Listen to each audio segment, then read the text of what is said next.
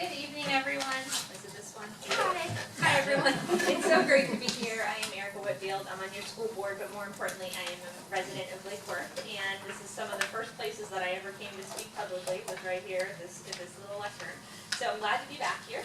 I wanted to come because a few months ago, I had the opportunity to present to the city of Lantana at the mayor's request, and they enjoyed it so much, and I had such a good time that I decided I'm going to take it on the road and see where else I should go. So I ran into Commissioner Maxwell and said, would you like me to come talk about schools? So I'm really glad to be here, and I just want to give you guys a little update on what the schools are like in Palm Beach County and specifically in Lake Worth.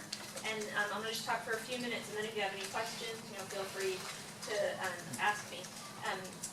So the thing I want to talk about most is the difference between Eastern and Western Lake Worth. It's kind of like a tale of two cities for us. When I asked for the staff to give me information about the Lake Worth schools so I could update you, they gave me the information for 2 high schools, 2 middle schools, and 9 elementary schools, which reaches all the way out west. So those are not our schools. So it's a common misperception, not only around here, but also I think at the county level that Lake Worth is actually a lot wider than it really is. So I'm going to talk about the 2 different sets of schools that we have, the Eastern and the Western ones. So starting off with the demographics of them, the 2 high schools that we were talking about is Lake Worth High, which is our true Lake Worth High School, and then Park Vista High, which is the unincorporated Lake Worth area. And most of the schools in this area feed into 1 or 2 of those. So in Lake Worth, real Lake Worth, we have 4 elementary schools and 1 middle school that'll come into that. The demographics are that about 91% of the students in our Eastern schools are on our free and reduced lunch program, which means that those students are at the federal poverty level, right above it. So they're able to receive funding, and they give us different categories for all the grants we apply for too, which is kind of the way we determine sort of the poverty level at a school. So we're at 91% here in Eastern Lake Worth, and then when you go over to the Western schools, just not that far away, they're only at about 50% free and reduced lunch. So you can see there's quite a big difference there. In the corridor all along here, the Eastern corridor is all Title I schools, whereas on the Western side, only 2 of the 7 are Title I schools. And so those are schools that get federal funding from the government to provide extra programming and extra dollars to our schools that are higher poverty level. So again, same thing you'll see on both sides. The other thing that's really important to know is the level of what we call our ELL students, our English language learners. The number of ELL students that we have here on the east side is so much higher, and actually one of the highest in Palm Beach County. We actually are higher than Belle Glade and the areas in Jupiter or Boca, Del Rey, so we have quite a high level there. Green Acres is also quite high in this area. And then in the entire corridor, both east and west, we have about 15,000 students. So you'll see that we have quite a large number that we're serving. So about your schools in particular. The Lake Worth High School principal is Dr. George Lockhart. He's been there for quite a few years. They have an enrollment of 2,604 students. Their free and reduced lunch rate is 86%. And keep in mind, when you get into the higher grades, students are less likely to fill out that paperwork because they really need to be identified, and they're maybe not eating lunch as much. So even though it's 86%, it might actually be higher than that. We have a very large ELL population. And Lake Worth High School recently was a 5-star school and a recipient of the Golden School Award. They have many choice academies there, which are the academies that let students decide if they want to go to that school, or a parent to help them decide if they want to attend that school for a specific program. So the ones they offer at Lake Worth High School are the medical sciences, early childhood, which actually my babysitter just graduated from last year, so that's really cool, and drafting and design, culinary, criminal justice, as well as the Air Force ROTC.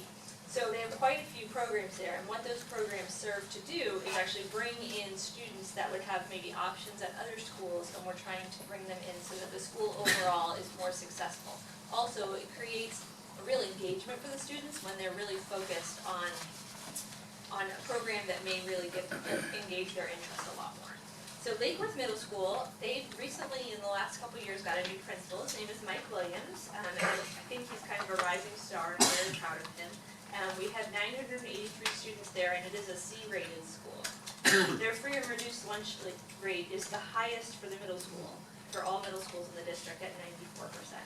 They have a very, very good, I don't think I can explain to you how good, if you haven't been there to see it, you should go visit, medical program. I was just recommending it to someone the other day. They only accept 22 students a year. It's very small, it's kind of in the back of the school, but the program is top notch. The man who runs all of our medical sciences program, his wife is actually the one in charge of that specific program. So I know it gets a lot of love from the attention there. So it's a very good school. In a very good area. They've actually just expanded their dual language program at Lake Worth Middle, which is great because we were losing a lot of our students interested in dual language around the county. So this is going to be a really good program. Dual language programs are when we will have to spend about half of their day in classes that are taught in another language. And in Palm Beach County, the only language we really serve in a dual language capacity is Spanish. We also have some other classes for different languages, but dual language specific is Spanish. So that's going to be happening there. So we have 4 elementary schools in the area. We have Barton, Highland, Northgrade, and Subgrade. Barton is the school that I want to start with. It is kind of the brightest star we have here in Lake Worth right now. The reason I say that is because it was a school that had so many challenges, and the new principal came in a few years back, and she really, her and the assistant principal, who we're very proud of, Denise and they really turned that school around in ways that are just so impressive. One of the things that I feel has really done a lot for that school has been the parent involvement. If you go there on a PTA night or a SAC night, you will see all the parents who do not speak English at this meeting with headsets on, getting the meetings translated for them into whatever language they speak. And there's a very large Creole population at that school. So when you get the parents really engaged, it really shows you how you can get the kids to understand that school is important. Parents are engaged in talking about school and making sure the students are paying attention. It's a very good thing. Again, 958 students at that school, 98% on free and reduced lunch. So we are talking, high poverty areas. 5 languages and over 5 languages and dialects are spoken by the ESOL population, and there are 40 migrant families at Barton Elementary. So it's a very transient population as well. They have received the Teamwork USA grant that implemented a music and a band program, a college scholarship program in AVID, which gets kids ready for college already in elementary school, and they have a full-time STEM lab, which is our science, technology, engineering, and math programs. And then Barton is also an extended day school, but that may end once they're doing so good. But right now, they get an extra hour of instruction that they provide to the district. The other schools I want to mention, Highland Elementary has Mr. Brian Colleen. That school is a C rated right now with 1,111 students, including a pre-K, which is huge. That's something we've been talking about in the Lake Worth Ed Council quite a bit. I believe they met today and I missed it. But that was something that we've been really talking about with them because we know that pre-K will make kids have the ability to do well in school later. And especially if we can get a student to know their letters, their numbers, their colors, and even how a book opens and how the direction of reading happens before they get to kindergarten, it really helps our teachers out. So that's something that can be accomplished in a high-quality pre-K program, and that's what they're doing there at Highland. The other thing that they have there that's amazing is the Highland Bridges program, which is funded by the Children's Services Council. And the Bridges program really works hard to incorporate the parents into the school again, and that is a marker of a very successful school when you have parents involved. I didn't get my 10 minutes already? No? Okay, close. All right, 2 more schools. The next one is Northgrade Elementary, which has the distinct privilege of being the only place that I send my daughter, and has Miss Nicole Patterson there.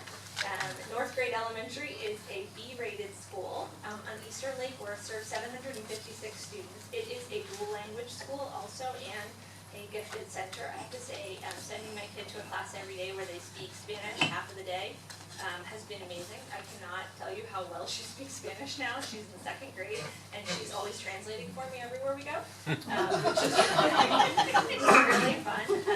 And they also are the gifted center, so if you have a student who's gifted, they will probably go there. Though I have to say, if you have a gifted child and you are deciding between gifted and dual language, I think dual language is just the most amazing thing ever. It's brilliant to see the way that we can educate these students. The other thing that's fabulous about dual language is the students in the neighborhood who speak Spanish as their first language are learning English the other half of the day. So they're getting half a day in their native tongue, which It's an amazing thing when you're talking about educating a student, making them feel engaged in school. They don't have to learn English before they can start learning. So that's really important. Okay, I've got more, and I'll be really quick. They've just received a whole ton of awards, which is all based on their media center specialist, so I'll let you look into that. But he is the People Magazine Teacher of the Year for 2014, which is awesome. Last school is the one that I would hope you guys would give the most attention to because it's the most love and attention. Southgrade Elementary, who has Principal Mike Riley. Currently they're a D school. They do 99% of their kids on free and reduced lunch, 659 students. They have gotten a few grants that I think are really going to help them. The Pew Public Education Fund just gave them the Reading and Writing Project at Columbia University. And they partner with the City of Lake Worth, and they've been working on more pre-K programs over there. They already have some, and that's really an important thing for us. And they are also an extended day school, so they get a lot of extra attention from the school district. But again, it is one of the ones that's having the toughest time here in Lake Worth. So I have a lot more to say, but I will stop. So if you have any questions, I have a minute. Thank you. Are there any questions? Hi there. Thank you for your presentation. It was lovely. So you mentioned Southgrade last. What can we as a city do to promote them, to help them succeed? So I think that one of the things that, again, we talked a little bit about parent involvement. I think creating opportunities for parents to get involved with their students is a really big part of it. Also bringing in community resources to the school can be a big boon to a neighborhood school. When you're talking about the students having to come in dealing with so many other issues when they walk through the school other than just trying to be students. They have a lot of problems when they walk through the door. So some of the programs that I think that work the best that I would love to see the city take on, we have done a lot of work in other communities around focusing on reading, getting kids to be excited about reading as a community. Delray does a really good job with that. I went to a program recently where they had a whole bunch of people from the community come to an event, and we had scheduled for all of the partners that showed up to actually go and read to students in the classroom. They would go in the morning and they just showed up and they would read. They all were reading different books, but they read for about an hour with the students. Different classes came through. I think that really showed what Delray was doing as far as focusing on reading as a city. The other thing they've done that I just would love to see happen here in Lake Worth, just because it's my hometown and I would love to see it, step up to the plate this way, is to recognize new teachers when they come to the school. Every August, they actually sit down and have a little breakfast with their chamber, and all the new teachers come with their principals and they get recognized and given little gift baskets of supplies for the students. That has been an amazing thing because the teachers feel really inspired and really connected to the community that they've been a part of. I think Lake Worth has that same community feel, and we need to really make a way for us to show those teachers when they show up here that you're showing up for a really special place, and a place with a lot of heart and strength to it, and it's going to be really rallied behind it. Those are just a couple ideas from off the top of my head, but there's a bunch of different things that we try to do as a school district to get cities engaged, and if you want, we can always talk more about that. Thank you. Thank you. Thank you, Erica, for coming, and thank you for serving on the school board. I think a lot of us were aware before, and this is helpful further, that schools is one of our weak points in the city as far as there's room for growth. One thing that caught my attention a little bit on the dual language program, I'm big into languages, so I'm fine with that, but I was intrigued at the Good Government initiative that I did this fall. We had a presentation from, I don't remember exactly what it was from, maybe Miami Chamber of Commerce, but something from the business community in Miami. And they said one of the limiting features, get this, for business in Miami was dual language speakers. And we all looked at him like, that's weird. There ought to be tons of them in Miami, but apparently not. So I can get you that contact person, and then there's all sorts of research that shows that if you do dual language, it stimulates your brain growth in really cool ways. Absolutely, So, children are just like they just smarter soak it overall. up. Yeah, Amazing. yeah, But one it's of the very problems helpful. we have is not necessarily people who are proficient in speaking the language, but proficient in teaching the language. Those are two different things, and you Yeah. really have to be able to teach in that language, not just refer. Yeah, no, it's a different deal, for certain. My other big interest in the community here, or a interest school-related, is the very low graduation rate in the Haitian community. And so I'm working with some of the pastors to try to develop an after-school program, but I'm sort of in the dark, so I'll probably get in touch with you first. Would you like me to mention anything about that now? Sure, yeah. So, you are correct. One of the things that we just got a new superintendent, which you guys all probably knew about. I'm absolutely in love with him. He's wonderful. We have been so impressed. But one of the things that we did when he showed up is we really dug into the data, which nobody's done in a really long time. And I can say that one of the reasons that we haven't in the past is because it's a little embarrassing when you look at it and see what we've been doing. So though as a school district, we have one of the highest graduation rates in the state, when you pull it apart by race, specifically ethnicity, when you look at the Haitian population, you will notice that we have one of the 30%. lower graduation rates among Black males. That's actually the biggest problem that we have. And so what we've realized is that as a district, we would like to get up to 90% graduation rate, which is above where we are as an overall district right now. But our Black males are graduating in the 60 percentile range right And now. Haitian at 30. Haitian is much lower. Our ESC population is even lower than that. It's pretty tough. So when we start looking at those rates, we've realized we have a real call to action here. So we have put together a strategic plan that we're in the process of developing right now, and it was actually through our community meetings that we did it. So you can see more community meetings to come. So when we did our community meetings, we found that was one of the biggest issues. So our themes that we're working on are graduation rate, college readiness and preparedness, the third grade reading levels, and you can tackle that with us, that'll be great. We want everyone reading on grade level. And then middle schools were upset that they didn't feel like they were pulled into it, so we've added middle schools helping us have kids ready for high school. So that's the reason for that. We have 4 themes, and we're developing our objectives around that. So we'll be looking to communities to help us with the objectives as we develop them. Okay, good, yeah. Commissioner Amoroso. Just real quick, if you're not familiar with Erica, Erica is brilliant. She's a huge asset to our community. I've been working with her for years. And I do a lot of work with bridges, the early learning, and what Erica says is one of the most important, the early learning. I do a lot of reading to the children. I don't speak their language, but we do it with an interpreter. So I visit bridges on a regular basis and help them with their early learning. And Erica's been a huge part of that, so thank you. Thank you. Yeah, I just wanted to add, this is such an important topic, and it's good to see you, Erica. As you'll recall, the city has an education council, which is made up of the principals, and the mayor heads it up. One of the things that we've been trying to pursue is that issue of the PPK and the early, trying to find out what the unmet need is, especially around, salary, and finding some creative way to partner with somebody to figure out a way to get at that. Also, the middle school population, when they come home after school, there isn't really a place for them to go. So looking at trying to come up with some programming opportunities, maybe with the YMCA actually is one of the groups that stepped up to maybe do something there. Because principals were telling us that they're actually trying to come back on the campus for something, because they're familiar with the elementary school. But I did have a meeting with Doris, who's a new coordinator the school district hired just recently to coordinate bridges. I can't remember. Yeah, so she's going around and I have to get you her name, and I apologize, I forgot it. But the school district has hired a coordinator to work with bridges, and we had a long conversation about what the Ed Council is doing and the schools here locally. So I'd like to fill you in on that. But we are doing a lot of things because, as much as we can as a city, because we're pretty limited, but there's a recognition that the schools are so important to the future of what we're trying to do here and attracting families and folks to come to the city. One of the biggest determinants of your real estate market is whether or not your school is a good school. And as you're going to see in this upcoming year, they're deciding right now at the state level whether or not they're going to accept the grades. All the grades I read you were for 2014.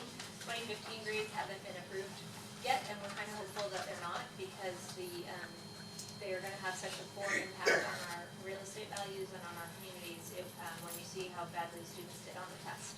So the test last year that didn't really represent what we were teaching them. So we are hopeful that the Department of Education will give us a little bit more time, maybe in the next year, so that our grades will hopefully come up, and we won't have that big impact on the real estate. Thank you again, Erica. Is something wrong with that? No, I was just going to add one more thing. You mentioned that something that you thought would have a helpful influence was the welcoming new teachers. And, I always get a little nervous when we talk about education in schools, because we as a city don't have a lot of resources and things, but we can do a breakfast. Yep. Right? We can certainly do that. There's so many things that can be done, and there's community partners that are already working on different projects, so we would just be bringing them in and making this part of their focus. Our Area 2 office has already offered to work, and this is Area 2 that we're in for the district. They've already offered to work to help to develop this, so you even have staff that'll help from the school district. I But think we'd all be on board. they would love to help.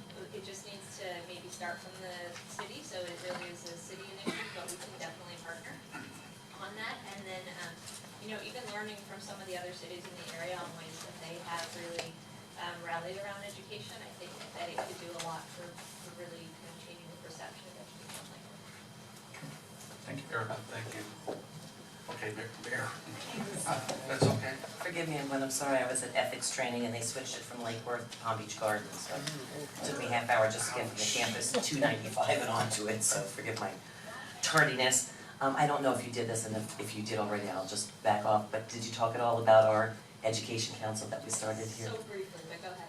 No, I just wanted to thank Erica for being a part of, we had never had a formal relationship before between the city and our educational leaders in the community, and so we started the Mayor's Education Council 2 years ago, and we have identified a number of issues that are of most importance to the education professionals in the area, and I think I mentioned this before, but number one was increased VPK in the region, and the second was a place for middle school students to go after school, mentoring programs, study programs, additional because they were most at risk for getting involved with crime and gang incidents and whatever, and there was a real need for it. And since then, since our getting together, we've actually found the funding source and the staffing source for 2 centers here in the city of Lake Worth to add to VPK and to add to a program for schools. So we've got that, now we're finding the locations.